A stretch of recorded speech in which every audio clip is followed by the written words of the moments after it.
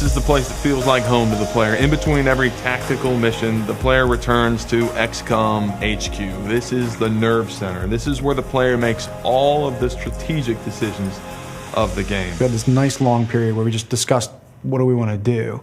And when we started talking about the base, we would always refer to it as the ant farm, I think, and Jake would talk about it in terms like, you know, want to be like a diorama. And so I was going more along the diorama path where we were trying to make it a little more horizontal, a little bit more like a level. And we explored a bunch of different options with that, and it never really worked. And then one day, my lead tech artist and my lead character artist came in and they said, what if we actually did make this an ant farm? Like, let's mock something up and show me what what you think we're talking about. And so they put something together pretty quickly. Jake and I walked in there and took a look at it, and as soon as we saw it, it was like, that's really cool. The idea was to take this base and make it feel like a living diorama where the player felt the soldiers that he interacted with had a home. On top of that, the player customizes the base. It's not a static experience. The player chooses how to excavate the earth beneath the base and add new facilities, and those facilities have big impacts on gameplay. Mission control is really important because that's where the geoscape is, and that's the heart and soul of the game. That image of Earth hanging as a jewel in the universe, it's very iconic because that's what the player's protecting. In a lot of ways, that's the character of XCOM. The entire base was sort of designed around the geoscape. So we started with the globe, and then from there, everything kind of smoked out. You start out with the hub, or the ant farm. It's a really cool base that the player has complete control over. So you have these static rooms that you start with. We mentioned mission control.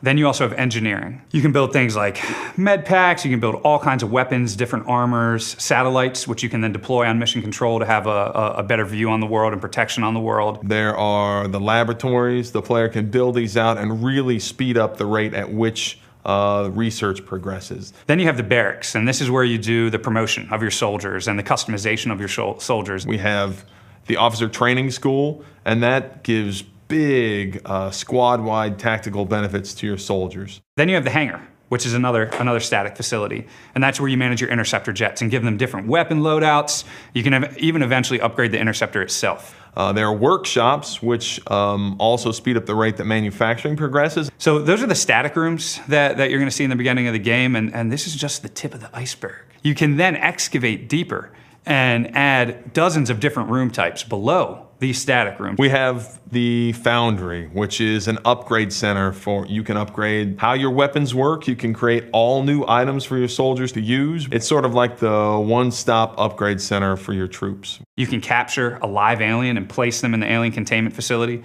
and see them sort of just pissed off in the containment facility. You can see a muton banging on the glass, or a sectoid trying to somehow mind merge his way out of the containment facility. All of these facilities have adjacency bonuses, as we call them. It really matters not only what you build, but where you build it. Certain facilities get bonuses for being built next to each other. You may get rebates on materials if all your workshops are built together, or you may get more power out of your power generators if they're built horizontally. The way you build your base definitely has an effect on your play style, on the way that the game progresses.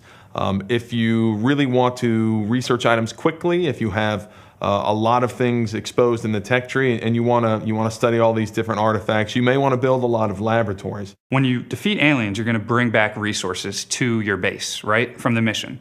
So then you can bring these resources to the scientists in the science lab. Science labs is the first room that players will probably learn about. They can bring these resources that they got on the battlefield, might not know exactly what they are, but this is sort of where the magic of the tech tree unfolds, and you can start researching these different things from combat.